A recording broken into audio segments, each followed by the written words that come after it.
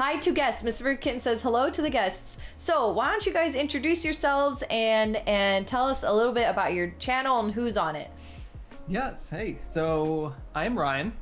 Hi, I'm Kirby. It's Kirby, yes. We are from Specular Board Games, and we do have a kind of a weekly podcast that we do about board games. Mm-hmm. We invite on a bunch of like Instagram.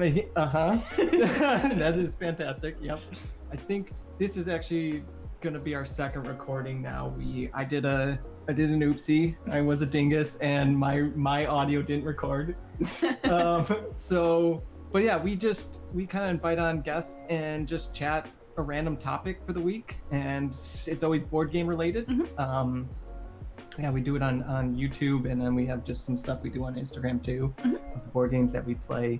And for our channel, as you can everyone see in our recording, we are doing kind of a dual recording here. One Banzainator is live, and we're recording to put up later on YouTube, and kind of see your chat going crazy here. It's fun. They're gonna be on their best behavior. I love it. Yeah. Actually, I request that you be on your worst behavior. If you don't mind. For me, please, your worst behavior. But yeah. We just weekly like to learn about people and different aspects of board games, which thus makes you learn more about people, which is really fun. So we meet lots of different folks and learn about games that we have not played, which is entertaining. Yes. So, I've been playing board games probably 5 years. No, wait, 2015 when I got right around college, right before college. Good Lord, that's 6 years. Oh boy, 6 years I've been doing it. My collection is. Wait, so you got out of college in 2015? Out of grad school in 2015. Oh, out of grad school. Yep. Oh, okay. Yeah. I'm getting older. As we all are. Yep. Right. To state ourselves. Yeah. That's fine. But I kind of my collection just ended up growing exponentially growing over the 3 years, and then so Kickstarter. What is your collection right now? 280 something. Yeah, that sounds right. Yeah, somewhere around there. 82? Yeah. Mm-hmm. All right. Somewhere in that range. It's okay because we actually have quite a few people in chat with similar numbers.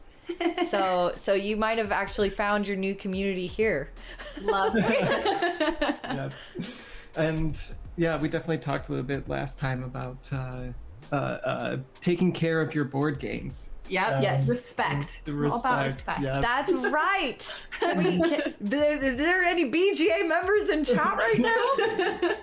Get them enrolled in BGA, Archer says. Yeah. They were informed. Exactly. And this was like last month when we recorded, I believe, right? Was it last month or was it June?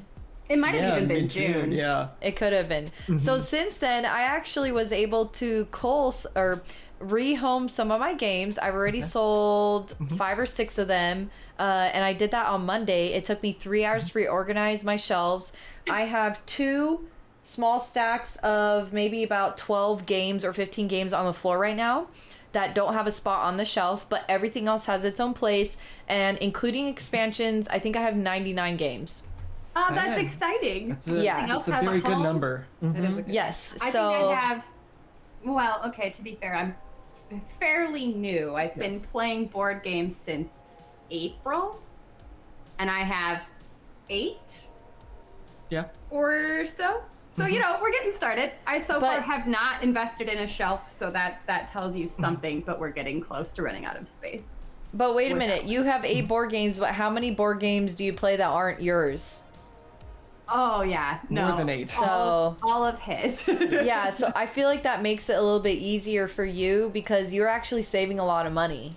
Exactly. I've been playing board games since I want to say when was my first board game? I actually don't remember. It could have been 2016. But my collection was always microscopic until this year because I always used to play board games from my friends' collection and create content with their stuff. And then and now I branched off and did my own thing, and it's like, okay, I need to start getting my own games. So that's kind of why like my collection has grown. But I have Twitch streams from last year in 2020, and about 4 of these shelves have like cameras. They aren't board games, and now I have 2 stacks of board games sitting on the floor. So it like grew really quickly. Yeah.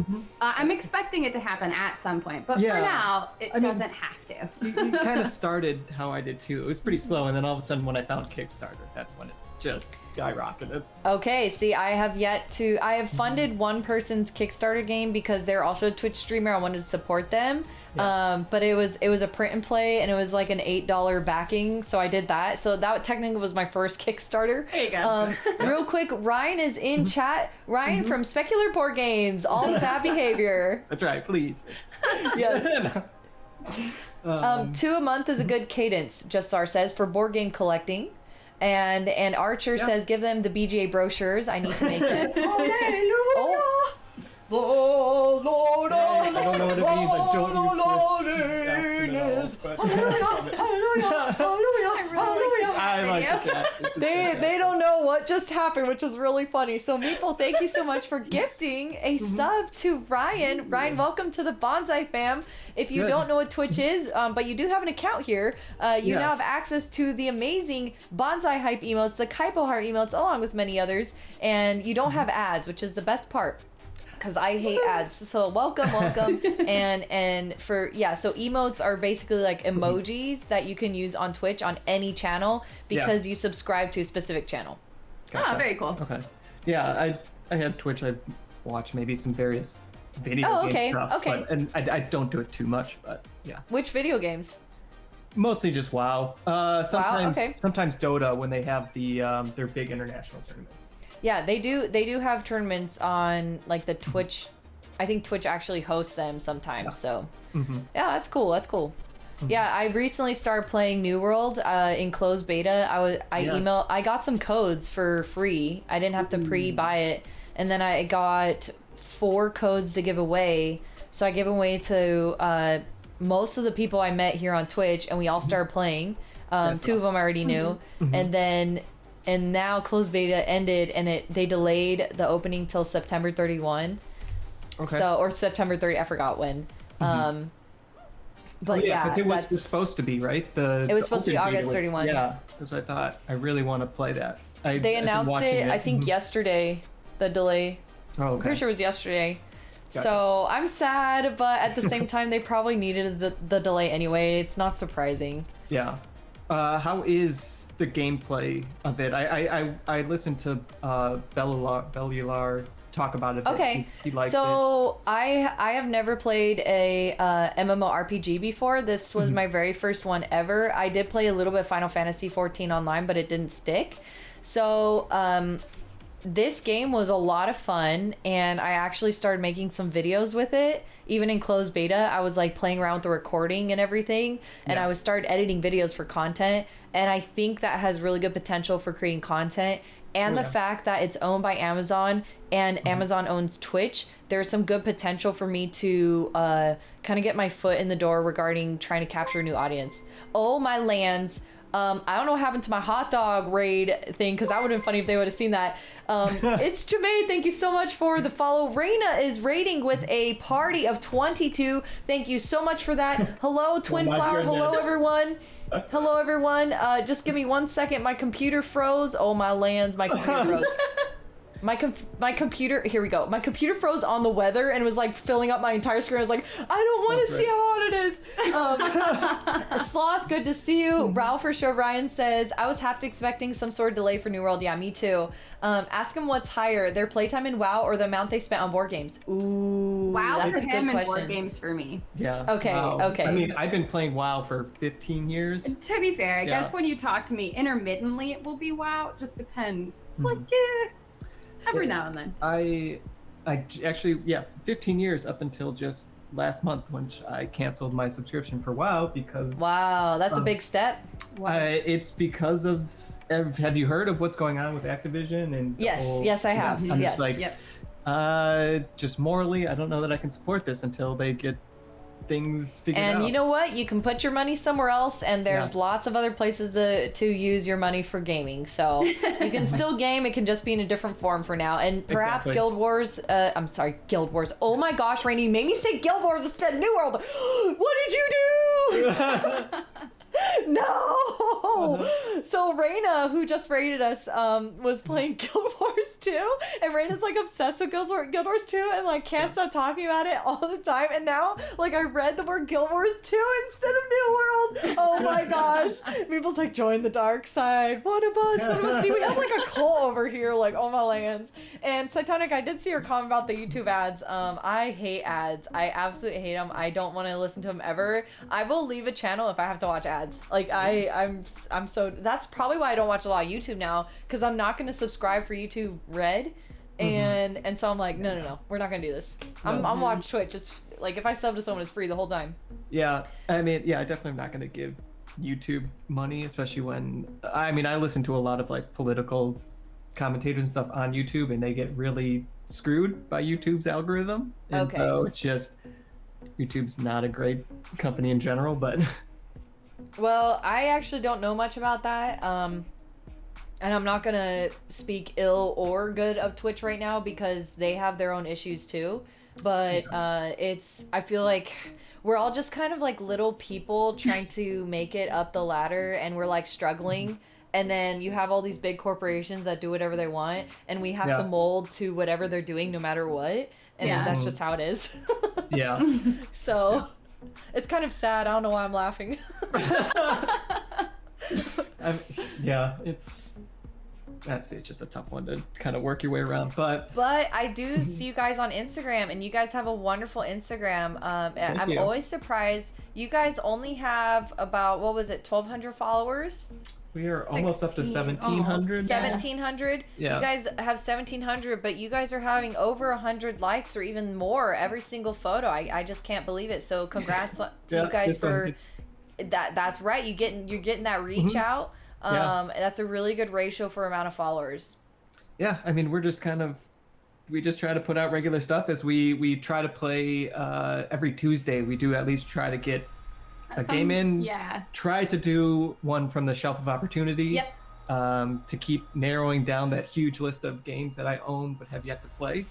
We're chipping away at it. Yeah. And sometimes we slip in ones that, are not necessarily from the Shelf of Opportunity because he's played them, but they're my Shelf of Opportunity, which is vast.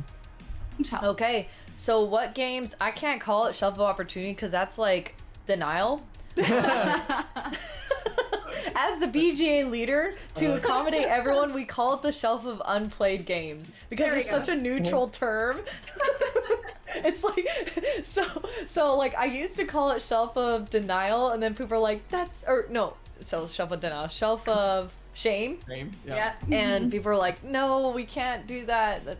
So I was like, okay, Shelf of Opportunity, and then and then I was like, but it's kind of like Overspending. So it's like Shelf of Unplayed Games. This is Shelf of Overspending. Yeah, that's a good one too. Shelf of Misfit Children, exactly. Okay, so Sloth says, can you fill me in on what the interview is about? I'm kind of lost. So Sloth is one of the people that just came in with the raid. Why don't you guys, I could say, or you guys could say. So basically, Specular Board Games is a YouTube channel. And they wanted to interview me, a fellow board gamer, for their channel because they interview board gamers.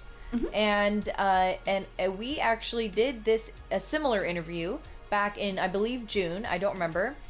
And it actually ran into some technical difficulties, and we had to reschedule. And it just happened to land today, August 5. And so here we are. But since we're actually on my stream, I figured, why don't we actually talk about their YouTube channel and kind of cross promote each other at the same time? They'll be using this content for their channel as well. So that's why we're not just talking about board games, but gaming in general. But they are a board gaming YouTube channel. So we're kind of interviewing each other almost at that point. Sloth. And thank you for asking, by the way. Thanks for that. And yeah, so for everyone that's listening to on our YouTube channel, she's on Twitch right now, and so they have the whole chat going on, so that's what you're hearing from. Also, there was an earlier question of whether or not you were Alliance or Horde, and they said it was a really important question, so I do think you should at least comment on that statement. Horde always. Yeah. Horde always. Just doubling back for Yes. that. Are you talking about WoW? Yeah. Oh, okay. Yep. And I was gonna say, because there's also like everyone's been switching over to Final Fantasy 14. Final Fantasy 14 Online? Yep. I've been hearing. America the Free? That's my character's name. Good. Yeah, Good. So maybe I'll switch over to that. I don't know though. We've been so busy, and I haven't actually had a lot of time for Well, we play a lot of video board games. Yeah. try New World when it comes out in Oh, yeah. September. It's I think it's only $40. Okay. So and it's $50 for deluxe. That's cheaper than a Nintendo Switch game. Fair. Sloth says, I wonder what they think of digital only board gamers. I'm intrigued. I don't I feel like I haven't gotten into that because for something about the physical mechanisms of the games is like, it helps me learn it. I have to be able to like touch it and see it and feel it, but I'm intrigued by the online option. I think it's interesting. I guess I should actually preface this and let everyone know on our channel that Banzainator does live playthrough of games as well as like online games that she streams. And I've played throughout, like in the beginning of pandemic more when we were like through the lockdown, I played a bit more online games. And I mean, they're fun, but I'm more of a tactile person and love board game upgrades. So when I can play the physical version, I prefer to play that. I did end up falling in love with Kanban. Playing the first time I played it was online, and I think online is a really good way to bring people to the hobby. It might be a lot easier than just having them buy a game, or like if you're in lockdown like now, right? You can easily just play them, but it also is really good for board game designers to really start getting their game out and for people to test it and make easy, quick edits. Yeah, and one of the things that one of the people we interviewed not that long ago was mentioning is that when you play online, the folks that play there just learn certain games like backwards and forwards and can deploy so many additional strategies, and it gets more challenging and complicated. And so, you know, if some people are kind of looking for that additional challenge in a particular game that they really love, I think online presents a really interesting opportunity for that. Yeah. Okay, so I know for Meeple said that Meeple Conrad, not a Meeple board game. Meeple said that because it's been a rough year to play board games in person. Cats are bad partners, and allows me to play with awesome people like Just Czar or Banz or Reina. So in a way, we've been able to meet a lot of people online because of that. I think that YouTube doesn't have that opportunity as much because when you record something, you're not seeing live feedback from people. Whereas like if you're playing a game, I know one time I was playing a board game, I didn't know what I was doing, and someone new came into my chat, and they've only been in my chat once in a while since then. I was playing Role Player for the first time solo. Yeah. And I got a rule wrong, and they were able to see that and tell me while I was playing, you need to do this. And I was like, oh, like, thank you so much. Like, I'm so glad you're here. Because I had no idea. So it's actually happened like that several times. And hi, Kestrel. Good to see you. Good to see you. So, and Vijay, good to see you as well. Okay, so tell me, I know, like, you guys were going to ask me a few questions. So please do that if you ever need to. But I think for our channel as well, to get to know a little bit about you guys, I know, Kirby, you've only played, your collection is lower, but I know you're actually passing me up in newer board games that you've played. What do you guys have a top 9 favorite board game? And it's okay if you don't. I've been thinking about needing to put pen to paper and actually like committing to this list. I know I have like I could probably get to top 5, at least top 3 for sure. So my top 3, and I don't know their order. I think that's really important to note. We've got Wingspan, Feudum, and I I think still Carcassonne. As angry as it makes me to play it with Ryan, who beats me every time, I love that game very much. So you need to play with some other people who you can slaughter. Exactly. It definitely gets heated between the two of us when we do 2 players. But it's fun. It's still really great. And I love that game. But yeah, so Feudum was one that we played recently, and I really loved it.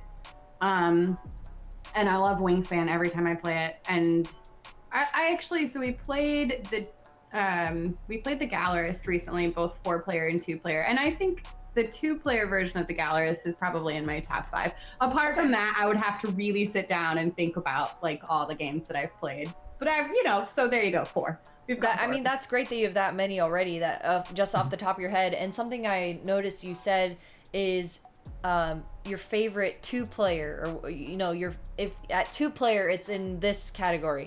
I have actually never thought of it like that way, because there's games like Terra Mystica. I will never play 4-player in-person Terra Mystica ever again. It just takes too long, and I end up walking away. I'm like, forget you guys. I don't even want to see any of you right now.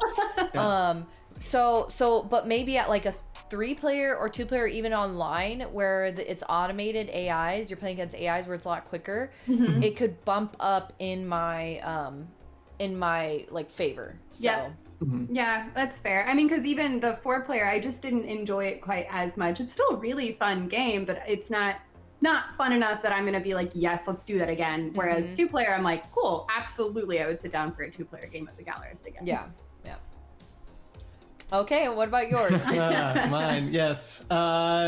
So we did actually not too long, several months back. Keegan, Max, who are the other 2 guys for our group, we did a top 10 video, but it always tends to, like, those, I think I watched that one. Your top 5s always end up just kind of like rotating depending on the day and what you're feeling. Okay. But my top game has for a while been Yokohama, followed by probably Gugong or Everdell. Those ones probably switch a lot. Wingspan is also in my top. Carcassonne. Oh boy, I'm trying to remember them all. Yeah. Yokohama, Gugong, Everdell, Carcassonne, Wingspan. Man.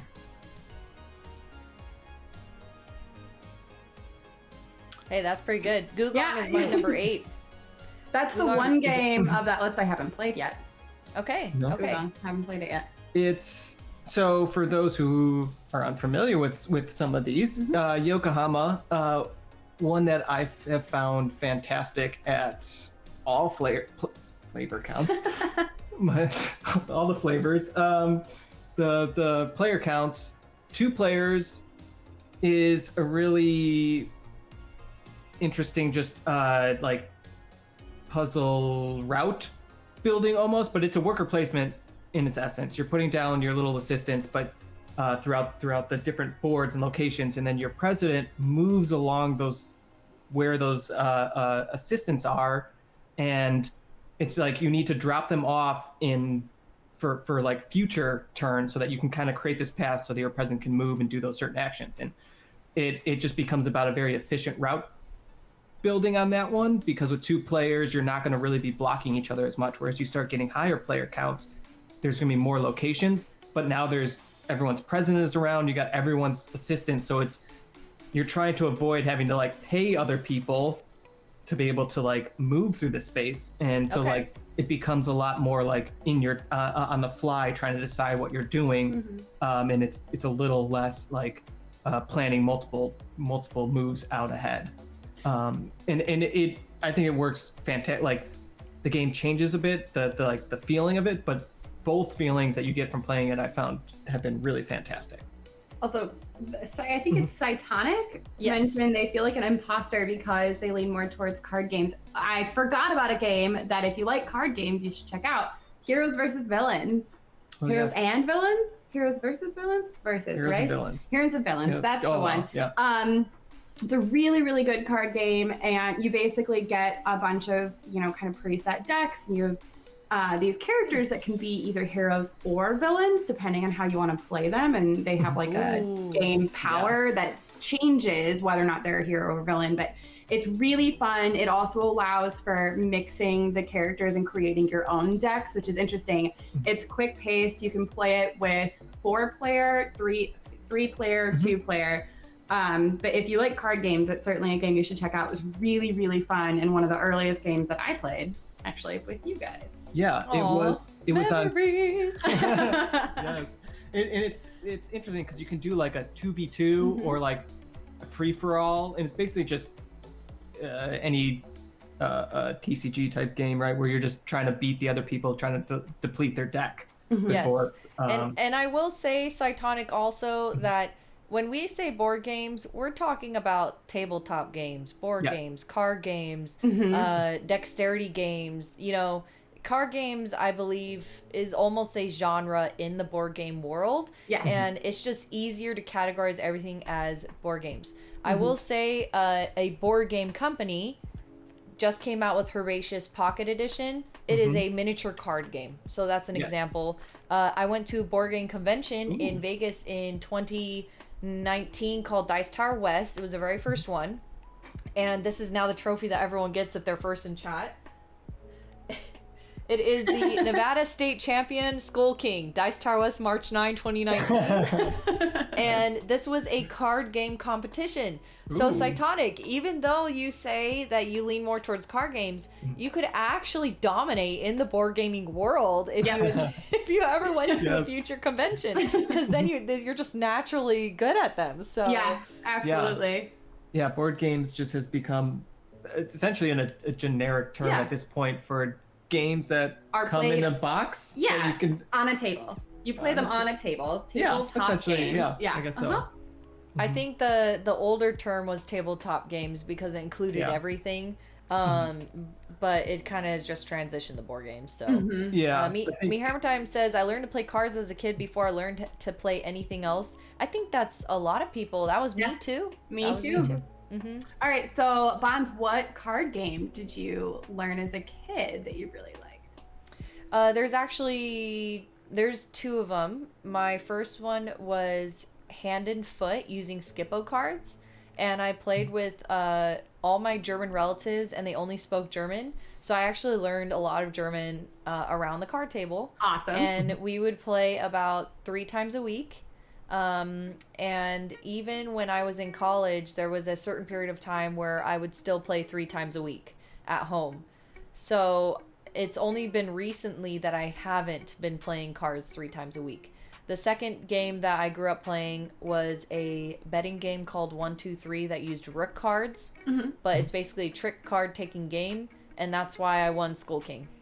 Oh, that's awesome. Nice. Yeah, it like people playing Skull King, they were like, oh, I always win at this game, and I was like, but I grew up playing games like these with the Germans.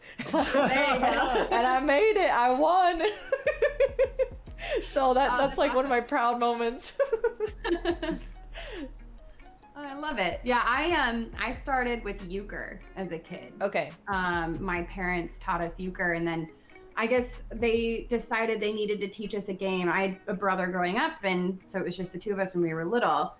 And they got tired of having to have all of us play euchre, so then they taught us cribbage, and so those are the 2 games. Cribbage. Oh yeah. So I've got like really nice boards for it still, and you've got like your nibs and your knobs and all of the crazy British terminology in cribbage that just makes it so much fun. But those are the kind of like OG card games for me. There's another streamer here and fellow board gamer called Book of Nerds. He plays cribbage with his wife a lot on Twitch. Oh, cool. So he's fun to watch as well. I'll have to check that out. I love cribbage. It's a phenomenal game. Yeah, so, and there's a lot of games that we play with chat. So you guys should definitely check out some of the channels sometime. Not just mine, but like other board gamers as well. I feel like you guys, I know, okay, so this is really, really difficult. Unless you have your own team to do the work for you, like you just film and then you give it, it's really hard to merge YouTube and Twitch together. Like I stream on Twitch and I have such a hard time posting on YouTube. I have such a hard time. I have a YouTube channel and that's it. And it's purely just so I have one. It's inactive basically. So, and it's because I put all my time and energy into Twitch. So I understand if you guys don't really have time to ever go on Twitch, but at the same time, you can reach a whole, a whole new world. Yes. basically you can meet a bunch of people that also watch YouTube. Because it seems the community is just so wholesome and welcoming. Like, it's great. Yes. Most of the board game community is. A lot of channels on Twitch are not, though. So just saying. Fair. I mean, yeah. But you learn how to handle yourself. So I remember my first time on Twitch was years ago. Was it years ago? It was a couple of years ago, and I didn't know what an emote was, and I went into a Stardew Valley channel. And he was talking about winning a Stardew Valley competition. He was really famous now because of it. And I commented and I just said hello. And I was so nervous. Like, I was sweating. Like, my palms were sweaty because I was like, I am on the interwebs right now. And everyone was right here in chat. And I said hello. And then a mod said hello at Banzainator with an emote. And I said hi at the mod, and I was like so nervous. Okay, this is my first time on Twitch. And then another mod said, ouch. Ooh, I felt that one. And it was because I didn't say hello with an emote back. Okay. And I still don't understand why that was so like bad, because I'm now a streamer, but I'll never forget that. And I was so embarrassed and so humiliated, and I didn't know why, and I couldn't figure it out. I left the channel, I unfollowed, I've never gone back, I forgot who the guy was, and then I called my friend who was a streamer at the time, and I said, why were they mean to me? And he didn't even know, and he's like, this is just the internet, you just gotta get over it. And I was like, okay. And that was like my first experience on Twitch. So like I used to be there. I used to be like so nervous, and now I'm here streaming. So I still don't see why it's bad, Raina. As long as like get over it. Yeah, my friend who was a streamer at the time was like, just get over it. It's fine. I was like, okay. I don't want to get attacked on the internet. But oh man, yeah. We just kind of started on YouTube because we were doing just some review videos. We weren't doing anything live, and I mean, as like, so I'm trying to remember when we first did our recording. Was my background a bit, my room a bit different? I think so. Was it? Yeah. I think it was before here. Yeah. Yes. Okay. So I just you were moving. Yeah. Yes. I moved into my new condo, and I have a dedicated board game room now. And yeah, I'll have to show you the picture of the wall. It's just a huge, like, what is it, 12-foot wall of board games. Massive and backlit with rainbow colors, which just makes it perfect. Yes. So. And I got my 3D printer in there, and I just got my laser cutter. Printer. Next level. Printer cutter. Laser cutter? Oh, it's a laser cutter, but got one of those. So I'm starting to design board game organizers. Yeah. My heart. I need organization in my life. What? Can I pay you? Can you pay me? Can you pay me to mail me organizers? Please let me give you money, and I will give you the organizers. This is a perfect deal. Yeah. Okay, no, seriously. Can people buy organizers from you? Because I don't have room. This is it. Well, you can't. It's a little bit bigger, but this is it, and this is all the room I have. We actually don't have a table in our house. We play board games on the floor, and we eat our dinner on TV trays. Like, we don't have room. Yeah. Hashtag Southern California. So, what inserts are you making, and do you design them yourself? Because I just met this other guy who was from SaltCon, and he's also a YouTuber and TikToker and on Twitter, and he is also amazing. And he designed inserts for smartphone ink, which are he posted them on the website. He's the one who designed those, and so yeah, I'm all about inserts now. I love folded space. Okay. Yep. They're more of the like the foam core one, right? Is folded space. Yes, I'm okay. I'm okay with the foam because it's lighter. Yes. I should look into that. Yeah. My first one. Have options. I was gonna do starting with MDF board. I like it a little more than the plywood. But I'm gonna yes, I am designing my own ones. And I think I'm gonna do like a standard and a deluxe version of it. And the deluxe may come with like etched photos in, like when you first open the box, it'll have there'll probably be like a first cover, and that'll have like some kind of image etched into it of the game. That'll be awesome.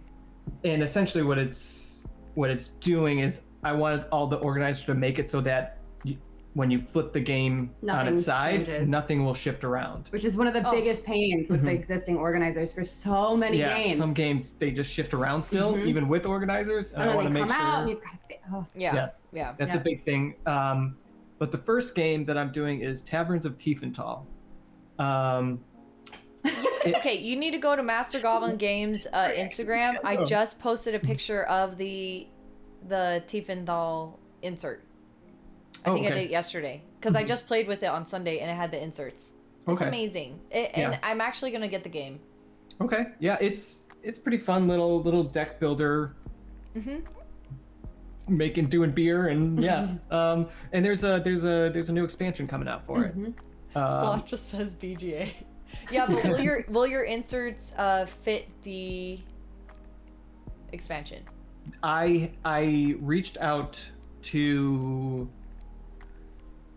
who was it? Spiel. I forget the publisher. It's a German publisher, but to ask them if they could give me a list of what all the new components and potential sizes, so that I can incorporate it into it. We'll see if they get back to me. I might just go and pick a different game that isn't having a new expansion yet. Well, and I guess if you have a game that doesn't have an insert that you think should have an insert, and you want to recommend it. I know. Are you aware of Geek Chic Gamer on Instagram? Maybe. She was saying I should do Lost Runes of Arnak. Let me look real quick.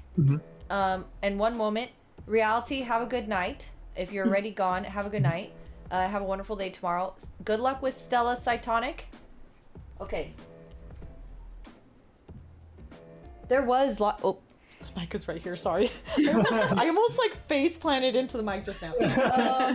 There was actually a bunch of games I needed help with. Dinosaur Island sucks, so I got the folded space for Dinosaur Island.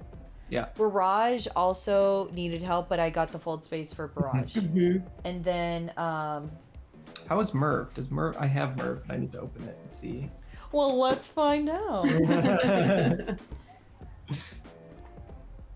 Because there's quite a few like 3D printed stuff in there, and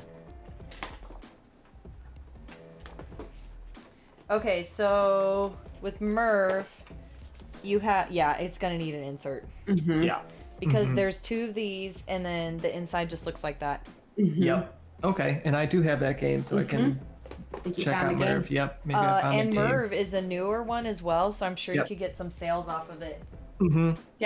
Yep. And I mean, I'm already sending them to Geek Chic Gamer to market for us, and I mean, if I'm finding, I am very willing to send out them for people who want to market for me.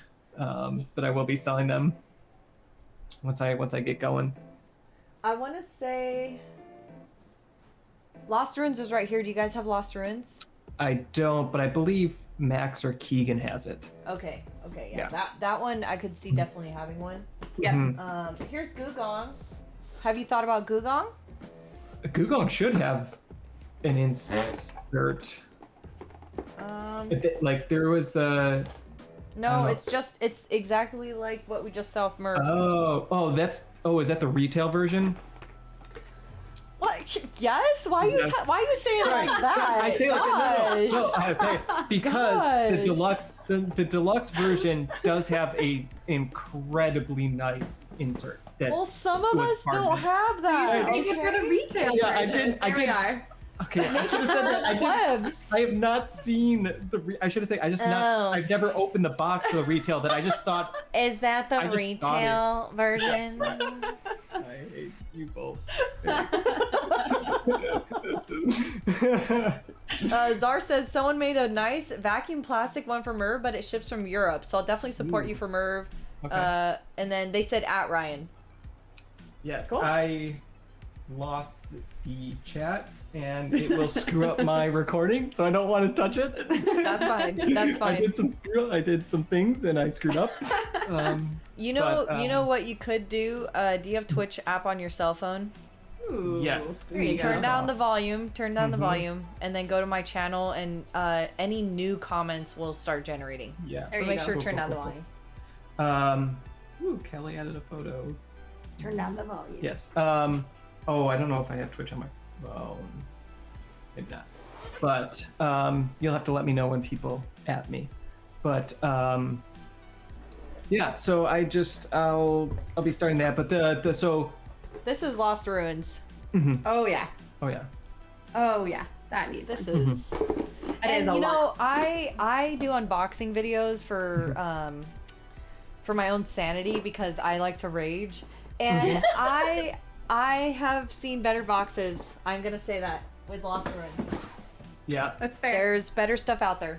I have never played the game, so I'm not talking about the gameplay. I'm talking about everything else. The actual box Yep. and the stuff inside. Oh, Sure, yeah. hello. Too Tall Porter says there is a folded space insert for Arnak. Ooh. Okay.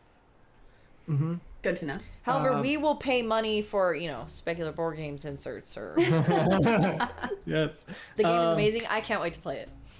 Oh, you have not. It's on your shelf of opportunity. I'm gonna keep calling it the opportunity. Shelf of Unplayed games. There we go. Unplayed Unplayed games. games. I like it. Shelf of tears. We said that earlier. That was so funny. Shelf of oh no. But yeah, I think I'll be doing just a standard and then a deluxe version that has the kind of like a nice picture etched in. And then also what I'm gonna try to do is for deluxe is like 3D printed Additions.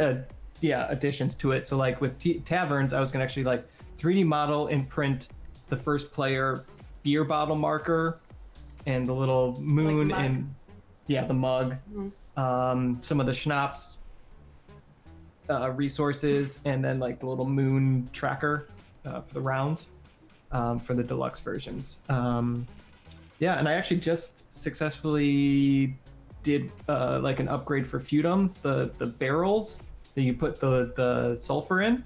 I 3D I've never printed. played it. Okay. It's so good. It's too bad I don't have it here. But I know. Oh, apparently I have a cube here from Just it. not the barrel. But yeah. So you'll be putting these cubes basically just on the board in a spot that's like there's It looks like a barrel. Yeah. And so I actually 3D printed a barrel, and then these just like sit in the barrel. So, Okay, that's cool. That's cool. I figured out how to do that. Yeah. Sierra says, good evening, Bonds chat. Sierra, good evening. And Meeple says, I feel like I need to become friends with @Ryan. Hey, And then come Zara find me. goes, ooh, Feudum barrels. Okay, you got another customer. You need to start printing right now. Yes, I know. There you I need go. to be able to get them to like mass production. Uh-huh. There's a few tweaks I want to make just to make it a little nicer, but those I can probably get out Quickly. pretty soon. Yeah. Just come find me come friend us at Specular Board Games on Instagram, and you can message. I'm usually the one messaging on that. So yeah. Yes. Speaking of which, But I know last time, let's circle back to you and for Yeah. our viewers on our channel to know a little more about who you are and how you got into actual like streaming. I know you told us a whole story last time, and I want to hear it again. It was so And, good. Yeah, I want everyone else to hear it. so Yeah. like how I started streaming and everything. Yeah. Mhm. Okay. And I know Okay. your viewers probably know, but for ours. Okay. So where do I start? Basically, I started streaming because of COVID. I used to work 2 jobs. I worked retail and I worked a full-time job.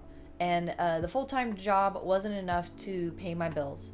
So being in California, you know, you have to figure out how to hustle and pay for everything. And so when I got laid off for my job due to COVID, with my retail job, I thought, what am I going to do to cover at least my school loan?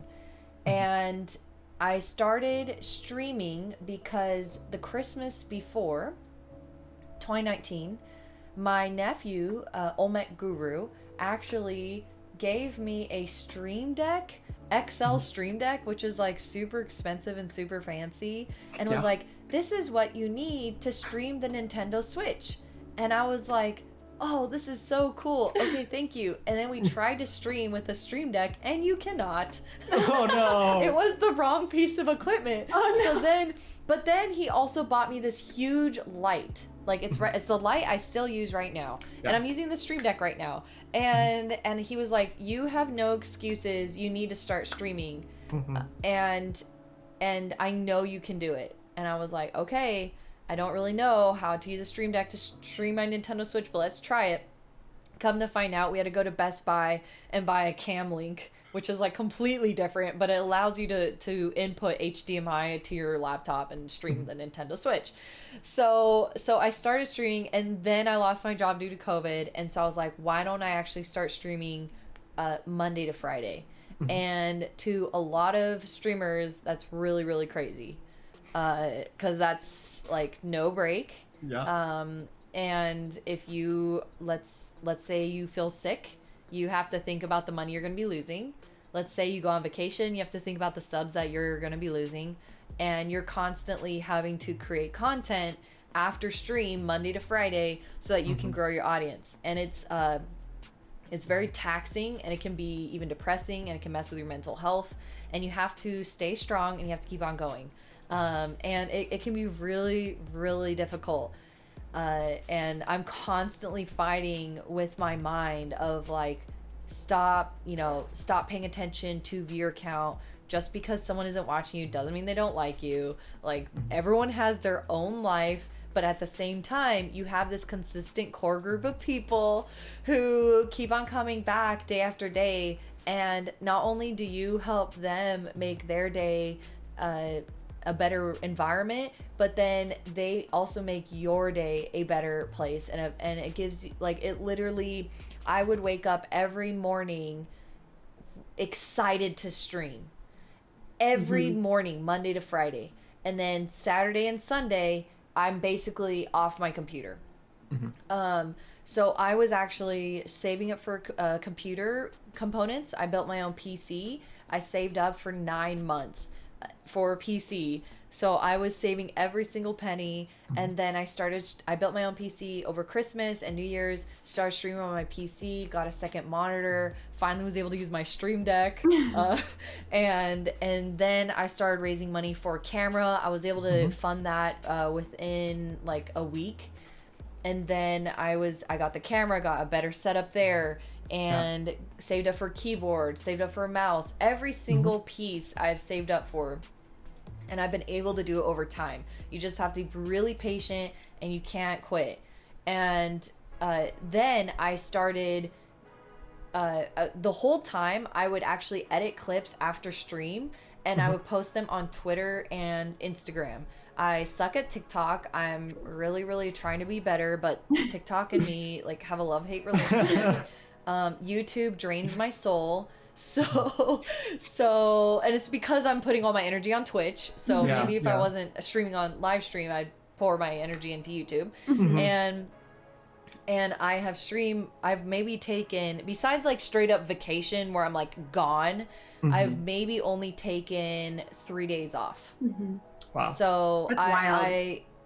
it's, you have this like ambition, you have these goals, and you cannot quit, because how are you supposed to get better if you don't show up? And if you don't show up, you're not going to get any better. If you show up and you don't get better for a long time, at least you're still showing up, because people in my chat have actually looked on websites for statistics for this channel and have seen me slowly increasing, even though to me I feel like I'm not getting any better. So it's like a huge like mental struggle, but also like very, very fulfilling, but also like, why am I doing this? What is my goal? And that's why I tell my chat, you know, when you have a decision to make or you want to do something in life, what is your goal? Don't give me your outcome. So for example, don't say that you want to become don't say that you want to become a streamer or someone on YouTube to become famous. That cannot be your goal.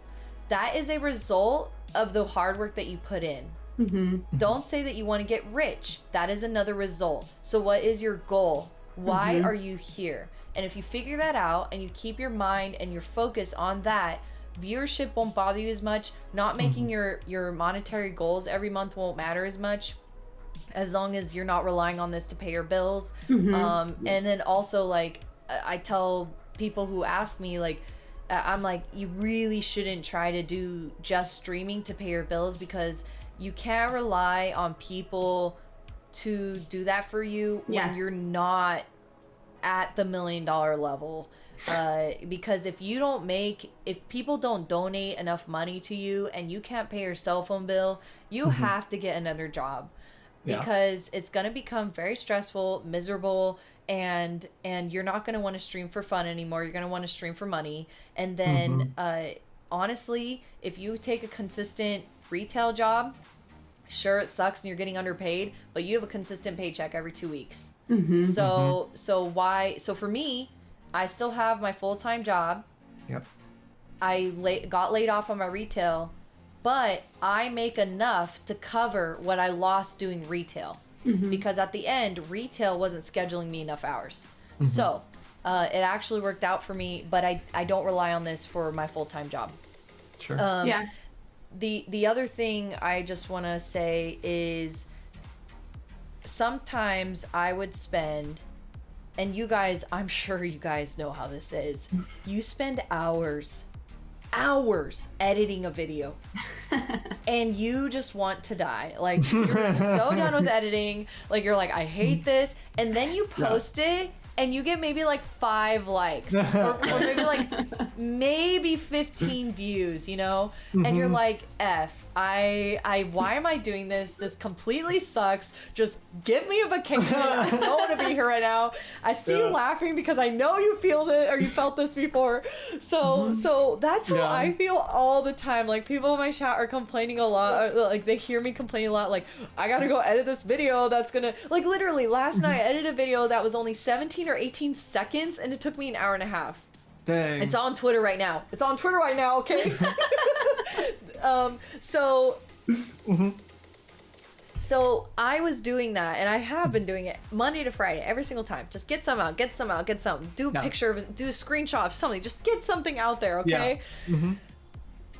It's finally starting to pay off, because in June, I got contacted on Instagram, and it was super sketch, and it was, hey, don't know if you're in the job market.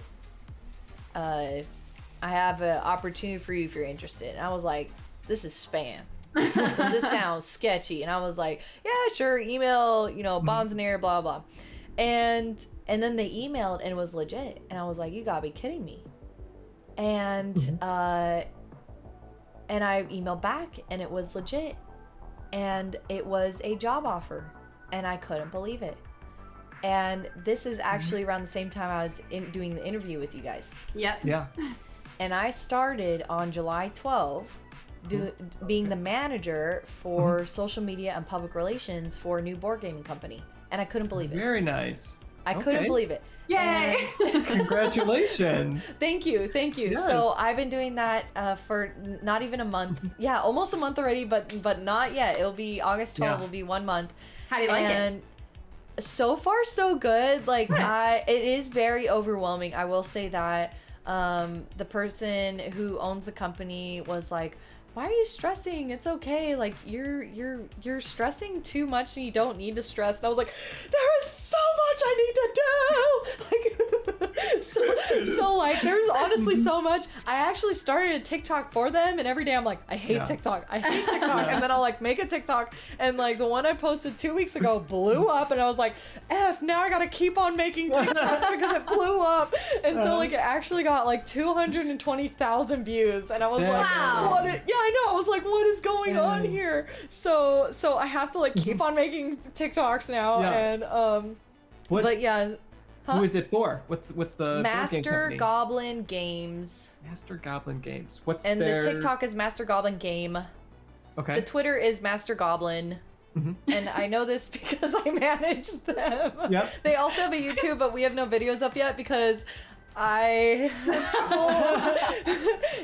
So welcome back, Daryl. Daryl is another wonderful mod here. So anyway, so the point is for me telling about the new job is I was creating content that was taking me literal hours after me streaming 4 hours a day after working a full-time job while being married. You know, like I have responsibilities and I have to get things done, trying to keep a house clean. Thankfully, I call them husbands because I'm Bonds, he's husbands. Thankfully, husbands can cook. And I'm very, very fortunate for that because I cannot cook. He actually told me one time, "Can you please stop cooking?" I was like, "Dude, okay." And I like walk away. So like last night, during last night's stream, he was roasting these hot peppers, jalapenos, tomatoes, and onions, and made garlic-free spicy salsa. Let it sit overnight, and it's so good. It is so freaking good. So like, I'm lucky I got that part. Like, I also, make my own food, but it helps that I have someone to help me eat when I don't have all the time to eat.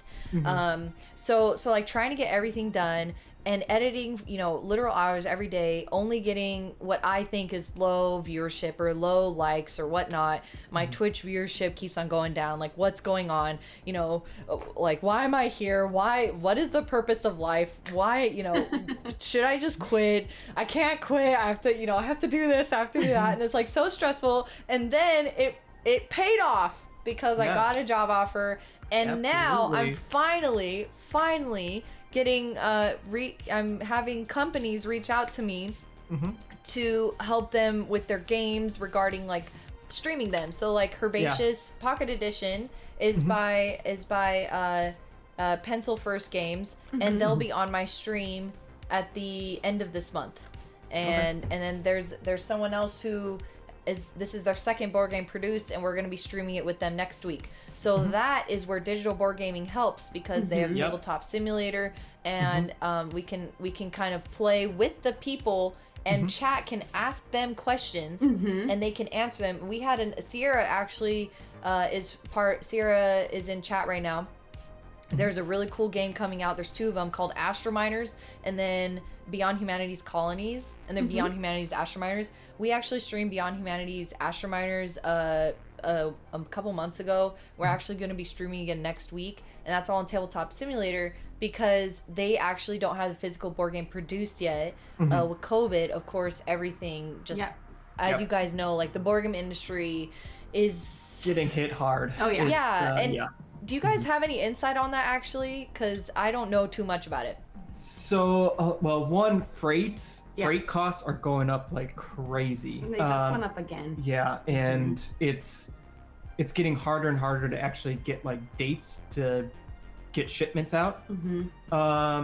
And I think even some materials are starting to get really hard to actually get. Yeah. And so prices on things are just going up. The time, like lead times, production times, all of that. Yep. It's hitting some companies pretty dang hard. Well, my day job is in manufacturing, and so I like live and breathe this, and it is everywhere and so bad, and it's affecting materials and production and just getting stuff sent around the world. And so I'm seeing actually some comments from Sierra who knows about the production of their game coming out. They say boat freight officially passed plane freight for cost per ton last month This has never happened before. And Just Czar says $5,000 to $40,000 per container. Oh boy. And when you're a small, and Daryl says all kinds of supply chains are messed up right now. When you're a small board game company and you're relying on a Kickstarter, you have to pay all the Kickstarter fees, all your taxes. Then you have to tell your people who backed, sorry, we're not delivering, and then they get mad. You have people who pull out. Like, I feel so sorry for everyone. Like, I am on the receiving end where I'm like, oh, cool, thanks for the free Perlicious Pocket Edition. I'll be streaming it once on my Twitch channel. You guys should back it. And that's all I do. And they're, like, having to work their butts off, and they're stressing, not sleeping at night because they have promises they have to keep. Like, I can't imagine having to deal with that stress. Oh, yeah. Yeah, it's I've seen some Kickstarter ones that they may potentially have to actually get more funding. Just to pay for like freight stuff, right? Yeah, just to be able to, and then games getting massively delayed for it. Yep. And it's almost like it doesn't matter if you're a small board game company or a large one, it's happening to everyone equally. And it says, Timon says, Specular, you might look to see what is being sold on BGG as accessories. Well, they are not making a game, though. They're not making a game, though. I mean, personally, I'm designing one, but I haven't worked on it in a while, but yes. You should almost wait till this whole thing is over. Like, design it and then produce it and kickstart it later. Yeah, definitely. It's not anytime soon is that gonna... Yep, and Daryl says, I see it in my line as work as well. I will say, we were just in Utah for SaltCon, which was a board game convention north of Salt Lake City, and the people I was staying with, they said that they went to Crate and Barrel to get their couch because they just bought a house there, and the couch was going to take 11 months to get, so they went to World Market and they happened to have one in stock and they took it home. Because no one shops at World Market for furniture, they shop at Crate and Barrel, and because I found out from my cousin, who is a businesswoman, she said that the stuffing for couches is made in the U.S., but they can't get the certain part for their factory because it's overseas, so production is stopped for couch stuffing. For couch stuffing. I mean, but that sounds right. It's everything, it's funny because, like, it can be... You can have every single piece in your supply chain except for, like, we literally, our business was caught up with, like, a specific spring that we needed to get, that we had to get from China, that was stopped and we couldn't get it, and like a whole production line is just, they can't do anything. Honestly, it's not even China too, it's United States, where like I'm in architecture and I see, like, within construction, steel is ridiculously hard right now to get and is going up in price. Sounds like a board game. Have you guys played Crisis? No, I think I know which one you're talking about. Yeah, but you talking about steel right now, and you need to write that board game down. I feel like Crisis. It's being sold. I'll make a note. Yeah. It's on Game Nerds, I think, for $46 right now. Okay. I only know this because I just bought the game. We saw Crisis. Is it a 2016? It has like a construction worker on the cover. I don't know. It's a darker cover. Might be a different game that I'm thinking Crisis of. BGG, and it came out in 2016. Yep. It's a different game. Okay. I just played it on Sunday. Cool. Also, real quick, Sierra says, let me tell you about how bad cars are right now. Literally one of the biggest industries in the world, 6 to 12 months behind on parts. Oh, I heard like cars are super expensive right now to buy. Yeah, even the used ones because of that. It sucks. So I didn't know that. It sucks because I have this crappy Honda Accord and I've been wanting to buy a new car for eons. Yeah. I mean, it's only crappy because it's getting crappy. It was a great car before, I don't want to talk bad about that car because like I got it to run. I gotta have it to run for another 2 years. And then Saitoi says, I got calls from the dealership asking if I wanted to sell my car back to them because of how short supply cars seem to be in. Wow. Sierra says, BattleTech minis are currently 26 months behind. 26 months. Good lord. Oh my gosh. And then... They say 100% if you can wait to make stuff, you should. Oh, regarding your game. Yeah. Oh yeah, I'm still. I was actually I had been play testing online with Jerome Demare, he's the designer of Fuji Koro, and he had Keegan and I on to test some of his new games online, but he kind of helped me with like, I had an initial idea and like a mechanic that I want to work through, and so him and I got on chat, and we're working through it a bit. So it's still early stage in like the mechanic that I'm trying to see if it's actually work. I definitely made the mistake the first game that I started doing. I got so far in and like was developing and working through all this in my head, writing it down. Keegan, Max, and I went up to my lake house to do just like a play test weekend, and we just sat there for maybe a couple hours and played only a little bit of it and realized this was not at all working how I thought it was. And I was like, I should have just like worked with the base mechanic that I wanted to do and see if it was actually working the way I thought it was. And I was like, all right, well, lessons learned. Don't go so far in designing it. Start testing out really early on. I never knew that. If you're designing a game, try to do it like try really early on, even if it's not even like half it's not even finished, just a main mechanic. Is it working how you want it to work? Yeah.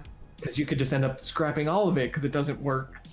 And that takes to heart when someone says a fresh pair of eyes always helps, because you think the mechanic's gonna work and your moves are gonna work and your strategy's gonna work, and they're like, bam, and you're like, no! Yeah. Exactly. So Timon says, also making games in the US should happen. There is a new company that'll furnish a complete package to making figures. Siocast, they were at UKGE demonstrating their machinery. Good. Okay. Czar says we ship plastic to China to make board games, so it doubles the pain. Sierra says, I ordered a new rig. I won't see for 6 months. Oh my lands. Oof. Daryl says, in Le Havre, you can go to the steel mill to upgrade iron to steel for the cost of 2 francs. Have you tried to go get that steel? Yes. Hang on, I need to send a work email real quick. Just give me a moment. No, I don't have that game. I'm gonna let my GC know. Hey, go to Ben Wu says, cry, sis, CRY. Sauce says, I got very lucky because where I live is usually the last to receive anything. It takes time too for it to get hit by supply chain problems. So I could buy my rig just before supply constraints hit. Oh man. Yeah, I mean, we have people from different countries, different continents in this chat. So yeah. I mean, it's you see a variety all over the place. Yeah. Can we hang on? I want to go back to this Crisis game. Worker placement, commodity speculation. I'm very intrigued right now. I want tell me about this game. Crisis. I want to know about this. Yep. Well, let me show you. Yes, please. Let me just read the most recent Instagram post I posted today for my job. Okay, hang on. I actually wrote about it. Okay, so you can play up to 5 players. What you do, some people might call the ending co-op, but it really isn't, because you're basically in this place called Axia, AXIA, and it's in shambles. Like, it's in the worst recession it's ever been, and all of you are businessmen, and so you're having to hire factories, farms, buildings to produce different resources. It's a turn order based game, meaning if you place it's a worker placement, if you place your businessman on this spot and someone else places their businessman on this spot, you will get that item. At the end of the round, it's going to go down a line and people fulfill their objectives as it goes down the board, not all at the same time, even though the round is ended for everyone. Yeah. And then with your resources from the previous round, you can actually sell them, or with the previous, ignore that. You can actually sell the resources you make to get more points to go up or down, or up the economy track. And you want to go up the economy track, and everyone wants to, because you actually have a certain goal that you have to meet. And if you don't, there's actually like a thermometer looking bar. And what you do is after each round, you have to take the positive numbers of, let's say you two made it past your goal. So that's plus maybe 8 points. And I was behind, and I got negative 12 because I'm 12 spots behind. So then we would actually go down 4 spots on the economy track. So once you reach 0, the economy crashes, and Axia is just done for. Oh, that's cool. Yeah. Okay. So, I'm intrigued. So the way you're describing this worker placement style, is it a bit of like action programming style? I don't know. Zar taught me the game, and I've only played it once, and we got one role incorrect until we just didn't realize till later. So that's why I was like, ignore what I just said because I was getting confused. Sloth sounds good. As you lurk in winding down to sleep, sounds good. Yeah. So you place your workers, and then at the end of the round is when they all do the actions based on the, I guess, top to bottom, or you have a money track. You have a money track around the board, so that's not your victory points, it's your money. And so you need to be able to pay for things, so your money will go down, and you can take out loans, but then like there's interest. But it's all very self-explanatory. It's not difficult. It was actually a pretty easy game to learn. Zar says, "Yep, action programming, worker placement, like ground floor." Okay. I don't know if you played ground floor. I have not played ground floor, no, but I do really enjoy action programming worker placement games. Yeah. Well, I would look into this one. I actually found an old edition of ground floor. I have actually never played it either, but they were talking about it, and I went to the game room where they're selling old games, and I found a copy. So I bought ground floor for $15, and then I came home and I used a gift certificate I had to buy Crisis. Oh, cool. So ground floor is the game that I was thinking of with the construction worker on the cover. I when you said that, I was thinking of ground floor, but I didn't say anything. Yeah. Okay. Yep. And it has a. I'm on BG. Yeah, it has like a top. The tower isn't 3D though, right? Zar says, "Oh shoot, this doesn't sound like a DMCA friendly song. Hang on, that might not even be a family friendly song." Just give me. So Zar, while you actually, could you answer Zar's question? What other action programming games do you play? So, let's see, the one that I probably like the most. Let me think about it. Putting right on the spot. I think which one's following that line. Oh boy, hang on. This is embarrassing. Just Google it. Yeah, I'm trying to. Of course, I'm gonna space on all of them. Okay, it's called.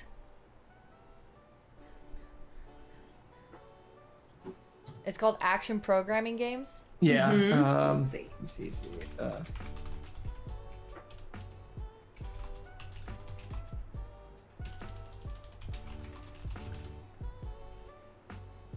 Colt Express. So a game like Cloud Spire, I really like. It's an action programming game. It's not worker placement. It's a MOBA style game. If you probably know what Cloud Spire. Yeah, that's $135 board game. What the heck? It's just a bunch of chips, and essentially all of your pieces are automated, but you're just basically setting them up at the beginning of your turn, and then they have very specific rules on how they're moving towards the enemy's base and how they attack each other. Gloomhaven is another one. Yeah. Gloomhaven. Oh, Raina, have a wonderful sleep. Interesting. Raina, have a wonderful sleep, and Sierra's, and thank you for the follow. Is it Booganhoo? And Sierra goes, is $135 expensive? To me, it is. I just bought a $15 board game and was about to put it back. So it feels expensive to me too. I mean, I know there are games that cost that much, but it still feels quite expensive. I'm just trying to find like a list of action programming so I can like think of them off the top of my head. Let's see. What about the one that says 15 mechanics? 51 mechanic action. Colonies is clocked in at 225. Yeah, but Colonies is also like like massive. I mean, there's so much to Colonies. So much to Colonies. I'm seeing Colt Express, DuckDuckGo. So another one would be like I believe Aquasphere by Feld. Okay. I didn't particularly care for that one too much, but Keegan and Max really enjoyed it. Oh, Root. Root's another one. Have you played Root? I really love Root. I'm trying to think of. Yeah, it's a bit of action programming. Yeah. They have Robinson Crusoe. I haven't played that. Gloomhaven, Jaws of the Lion, Mechs versus Minions. Mm-hmm. So there's a couple of them. I can just go. I just want to look at my the games I own, and I can see which ones. But anyway. Mm-hmm. It's essentially games where you're going to be placing down your workers to then do those actions in certain orders at the end of the round, and it could the turn order in which you do it is really important, because then it could really depend on what the other players are doing it and when you want to try to maximize when to use that certain action or hold on to it later before other actions. Feels like a game that I've played, but I can't think of any off the top of my I know, head.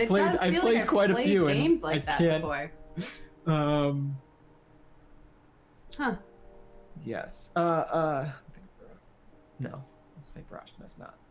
But yeah, yes. And so, I remember what I really loved, actually, our first recording, and I want to get again because it was fantastic. Uh-oh. Your pitch for BGA. Board Games Anonymous. Yep. Yeah. Oh man. It was, oh man. It was Okay. so good. Yeah. I don't know. It will never be that good again. It was so funny. Oh my god, I loved it. We Do just you need still to pull have it out. it? Yeah, you would need to pull it out of the other recording, and then we'll put it into this one. Because at it was the just end. me that wasn't 'Cause it recorded. was- We do have yeah. you record. We Yes. still have it. I'm gonna So- look different though, but you could play that in the very beginning. Yeah. Yes. Yeah. We're gonna bring people to Board Games Anonymous because Yeah. You could be we like, need to join. you could just start with Board Games Anonymous, and you could be like, and now an interview with the Board Games Anonymous leader, and then Oh, I it love sounds it. like you guys. Yes. Perfect. Yep. That's the I plan. need to mail you guys some BGA stickers. I just made them. I haven't Okay. even opened up the package, but I got them right before SaltCon. So it's basically the same layout as the BGA pin, but I slapped that on a sticker. So I love stickers. I'll Okay. mail some to you guys. Yeah. Okay. And did you? Oh, never mind. Something I can ask you later. Probably not on the stream. But yeah. You're oh, why am I spacing on what I was saying? Well, I'm spacing on what I was gonna ask, so never mind. Yeah, It's just okay. Yeah. So I have to go pee. Okay. This is yep. Yeah. But Thank you. I don't know how to leave you guys on Well, No, you know- we are. Because we Our recording's already at like an hour and a half, yeah, so we I mean, probably this is need about Okay. about the time we wrap up. So I Okay. mean, Thank you for redoing this. This has been wonderful. Yes. I think it was completely different though at the same time. it was. yes, it was very different, and you know what? I liked it. I loved both. Getting to chat with you is fantastic. Yeah. And so obviously this is the first time people hearing it on our channel. Everyone, make sure to check out Banzainator on Twitch and Instagram Mm-hmm. and YouTube Mm-hmm. And Twitter. and Twitter. Uh-huh. That's right. Oh my god, so many social media things I remember. Yes. Yeah, and so she also does, and honestly, this is the time for you to go and plug this. I should let you. Oh, Explain everyone in everything chat that go you'd follow like. them. There's the links. Oh no. Oh, I'm sorry. I didn't mean about us. I meant for you. About the your pitch. monster goblin. Very close. Master Goblin Games. You can go ahead There and we check go. them out as well. So Master Goblin Games, and we'll also be opening up brick and mortar stores across the U.S. We have one opening up in San Francisco. The one in Portland is going to be huge. The one in Florida is going to be huge, and we have one in Pennsylvania opening up very, very soon as well. Yes. So literally Cool. this month and September. Okay. And I gotta ask, are they gonna send you to Gen Con? Do you get to go? Yes, I am going to Gen Con. Nice. Okay. Yay! We just got our press badges for it. Yep. So Ooh, we'll be, good for you guys. yeah. So we are trying to. I gotta figure out some like wireless mics to connect into our phone and figure out So what we're at gonna do. SaltCon, they had no internet or no service. Ooh. It was horrible. People were messaging me on Discord, and I would get a delayed, like nothing was working. Thankfully, text message was working, but for some reason, like nothing, like I couldn't even call really, and I had to pay $10 a day for Wi-Fi, which is really kind of terrible when you have data and like you're ready to go. Yeah. But yeah, I had Verizon and T-Mobile was the only service that worked or something. So I hope at Gen Con it's not like that. It shouldn't be. It shouldn't be. It's Indianapolis. It's right in the heart of Indianapolis. So Okay. it's at their big convention center, so they should have a hopefully. Yeah. I will say also, I have never done press coverage during a con, but I have had to create content this past weekend. Yeah. I really just love playing board games and eating. I will have to create some content at Gen Con, but I'm trying to board game as much as possible there. Come game with us. Come game with us. There's some other Instagram people that we're also going to be playing with and hanging out with, so should be a fun time. Yes. Also, just a heads up, I'm really bad at knowing if someone is like popular or whatever. So I have dug myself into a hole multiple times, and probably like this happened at Dice Tower West. I don't know if you guys know Board Game Barrage. Yes. Okay, so they're just they're another board gamer group, and I didn't know who they were, and I didn't really care. Yeah.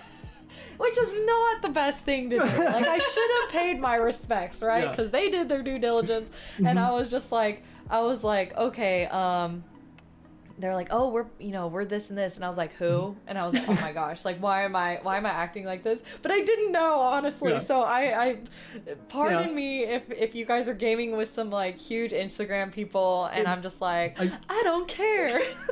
I guess I say what did I say? How did I say it? Just Instagram people. Just other you just said other Instagram people. Yeah. I guess I say like 10,000 plus followers is their. Okay.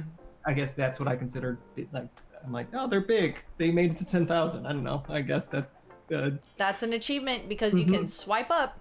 Yeah, you can swipe up to learn more. That's all I care about. Yep, and that's our friend Geek She Kelly, who's also she got a marketing job, for Geek On. So she gets to do that. So she was super excited. But Great. Kind of like you, yeah. Yeah. But yeah, so we'll see you in Indianapolis, that's the word, in September at Gen Con. Yay. It's in September? Oh my gosh. It's September 15th, yes. We're almost a month out. Sierra says it's operating at 25% capacity, so you guys will definitely get to go. I don't know if I'm going to get to go, but I already have my ticket. There you go. Hey, yeah. I don't know what that means. Are they going to cancel people's tickets and say they can't go a month out? No, because I think they planned part of that when they were doing the ticket sales. Yeah, they purposely were reduced like it was capacity restrictive and it was reduced. You had to get your tickets early. So before I started my job on July 12, the guy who owns the company was like, get your Gen Con ticket, and I hadn't even signed my papers. Yeah, because he was like, you need to buy it before they go out. So I actually had my Gen Con ticket before I started my new job, and I was like, okay, like I'm cool with this. And he like Venmoed me the money. I was like, this is awesome. I'm surprised they sold out in under a day. Oh well, no wonder the owner was like pushing for me to get it then. So no, they tickets were available for quite a few months. Well, it could be that different, like the full pass. Oh, the full, we got the full 4-day pass. That could have been what sold out. And then they did like individual day passes because they would have, that makes sense. Yeah. I have no idea. So but, try doing. Well, I can't do work. God, podcasting's great for me. I'm good at podcasting. You know what's okay? You know what though? Badge. Here's the other thing I will say. You guys are recording, most of the time on YouTube, and then you edit. I barely edit actually. For my podcast, I really don't want to edit. Like I try to just let them be as is. I want it to be just, we're here talking. This isn't a. There's a puzzler who I was on the Raffensperger Twitch stream with, and it was her first time on live stream, and she was kind of like what is going on? And she has like 1 million views plus on every YouTube video, and she does puzzles. And so she's like famous in the YouTube realm. Yeah. And I had to tell her, I was like, look, like it's okay if you mess up on Twitch, because you can't go back and cut everything out. You are literally on live stream, and chat's gonna see what they're gonna see. They're gonna see your raw self, and you are a genuine soul, and you will be okay. I love your messaging, Banz. It really is just like so uplifting when we chat with you. Like it's just so good. Well, I take it from Edna Mode from Incredibles, when I think it's Incredibles 2, or I think Incredibles 2, when she's like crying, and then the Mode slaps her and she goes, pull yourself together. And I'm just like, that's right, pull yourself together.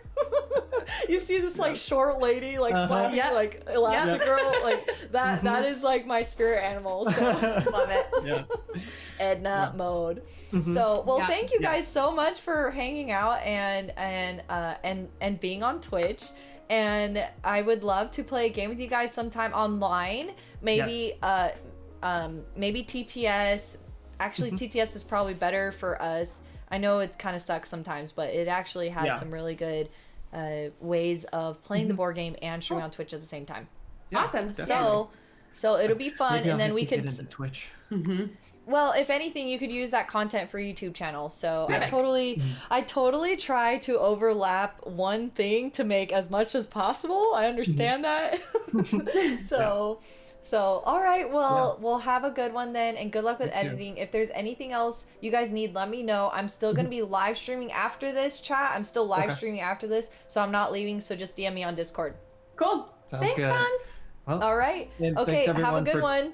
Yes, and thanks everyone for tuning into Speculative Board Games for our YouTube, the YouTube portion. Yes, and see ya.